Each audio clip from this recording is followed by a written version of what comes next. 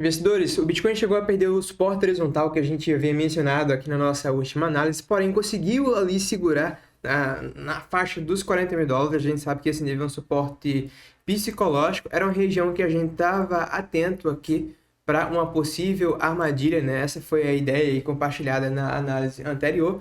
A gente estava ali numa certa dúvida se a gente já tinha formado esse fundo ou não. As únicas informações que a gente tinha até então na última análise, acho que foi no sábado compartilhado aqui, foi que a gente estava subindo aqui com o preço e o Open Interest estava caindo. Isso significa que a gente provavelmente estava diante de uma retração e não de um movimento impossível.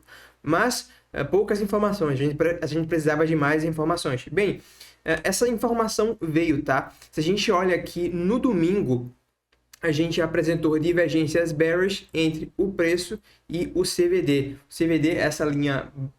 Deixa eu ver se eu consigo trocar a cor do CVD para ficar aqui mais claro para vocês, tá? Beleza.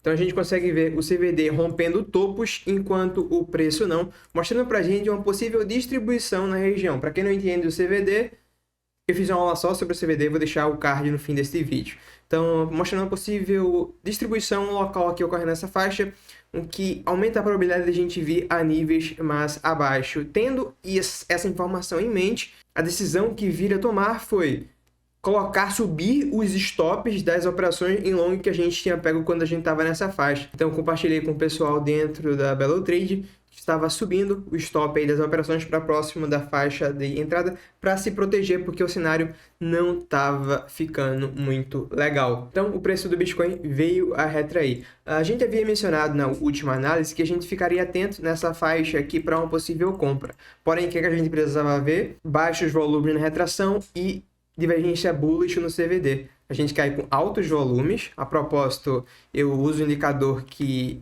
pinta o candle de amarelo quando tem um volume forte. E a gente observa aqui já um volume superior à média, o candle ficando aí amarelinho, mostrando uma queda com volume forte. E também a gente precisava de divergências bullish no CVD. Ao contrário, a gente viu divergências bearish, apontando a maior probabilidade do preço continuar caindo. Agora, a gente busca liquidez abaixo de todos os fundos, né? Eu estava atento até esse nível aqui, deixa eu ver qual foi o nível que eu compartilhei com vocês lá dentro do Telegram do canal. A gente estava atento aqui até os 39.360, uma faixa limite aí que eu coloquei para estar olhando para uma possível compra se a gente tivesse gatilhos. Bem, será que já temos gatilhos? Olha, eu não vi um gatilho tão grande para confirmar aqui um fundo, tá?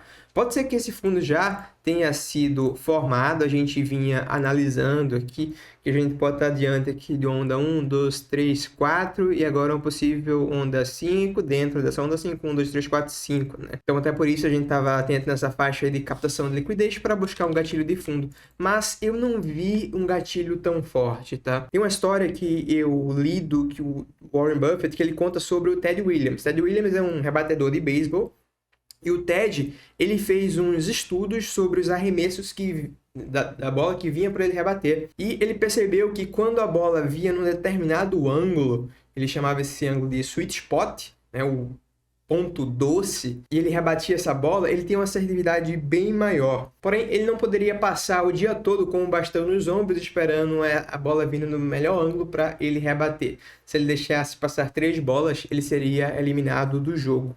O Buffett fala que o investidor ele tem a melhor profissão do mundo, porque ele pode simplesmente ficar com o bastão nos ombros e aguardando aí o sweet spot, a bola no ângulo perfeito, para ele rebater. Eu trouxe essa frase para o trading também, eu aplico ela no trading também. Então, como eu não vejo um gatilho tão claro, eu não vejo, então, esse arremesso aí vindo no sweet spot para eu rebater, para eu fazer uma entrada aqui agora. Então, não está tão claro para mim se a gente formou esse fundo aqui ainda, tá? No Bitcoin. Pode ser que sim, tenha sido formado. A gente já vê um volume relevante, né? Que é uma característica de fundo. Mas eu, analisando aqui a análise de sentimento, eu ainda não vi nenhuma venda muito forte aqui a mercado. Outra coisa que eu queria ver era o preço deixando apenas sombras aqui abaixo, não fechando abaixo desse suporte horizontal aqui dos 40.500, né? E por enquanto a gente tá vendo fechamentos em prazo maior, como aqui do 4 horas. Não foi um fechamento tão forte abaixo, mas é um fechamento que preocupa um pouco. Acho que vale a pena a gente ficar atento aí ao fechamento do diário, Falta aí 2 horas e 19 minutos, né? Mais um candle aí do 4 horas. Seria importantíssimo, na minha visão, a gente fazer, não conseguir perder aqui os 40 mil dólares e fazer um pivô acima dos 42 mil, tá? Um pivô acima dos 42, fechando aqui acima, 42.200, levaria a gente a um pullback do movimento completo. Então, se for para pegar long, eu tô mais atento agora. Ou se, conforme o preço for consolidando aqui, já a gente vai dar um foco no sentimento. Se a gente monta a estrutura de alta no curto prazo, com divergências bullish no CVD, eu posso até pensar numa compra, tá? Num trade. Mas agora eu só estou mais confortável para fazer um trade se a gente fazer esse pivô aqui, eventualmente um pullback, faço a entrada para tentar pegar esse movimento aí de alta. Porém, eu vejo opções melhores para fazer trades, tá? A gente pode comparar aqui, eu não vou abrir o gráfico do Ethereum, mas eu acredito que você tenha em mente aí o gráfico do ETH.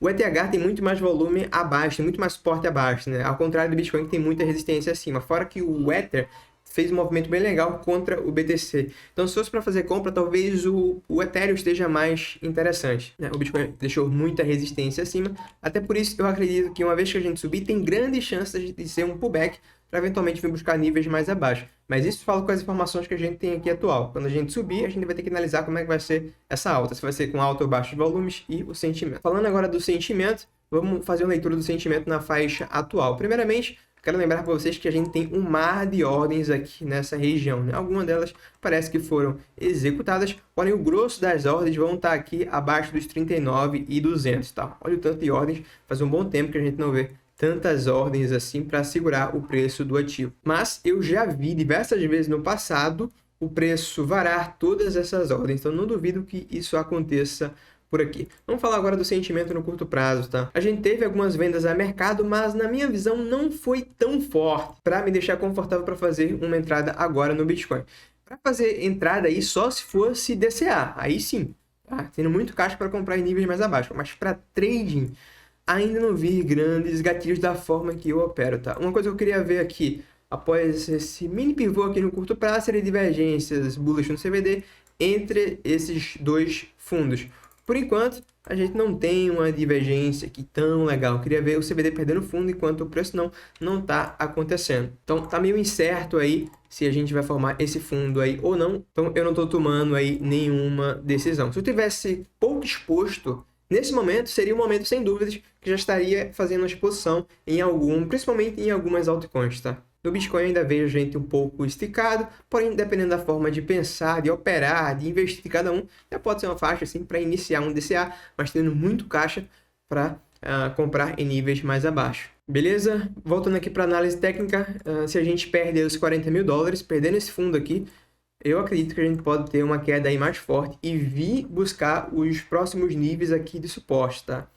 Uma vez que a gente perder os 40, se perdermos, aí por volta dos 37 até os 34,5 é onde eu vejo aí o nosso suporte. A gente observa que é um dos níveis que mais teve negociação durante essa pernada de alta e também é um nível, esse nível aqui dos 35,5, que ele atuou muito bem anteriormente como suporte e resistência. Então deve atuar aqui também como suporte, uma vez que a gente vir nesse nível, caso a gente venha, né? Fora que também, caso a gente continue caindo, esse nível se encontra ali por volta do 0,5 de fibra, né? Entre o 0,3 e o 0,5 dessa nossa onda impulsiva.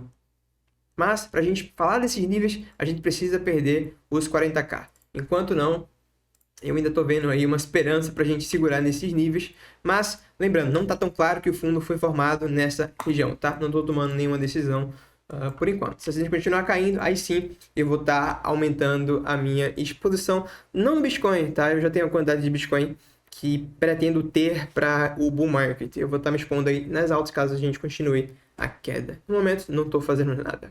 Beleza? Então, traders, investidores, por hoje é isso. Se você tiver algo a acrescentar, acredita que a gente vai segurar aí, eu acredito que vamos perder o suporte, vamos embora buscar níveis mais abaixo, deixa aí nos comentários. Pela sua atenção, meu muito obrigado. Vejo você na próxima análise, no próximo vídeo.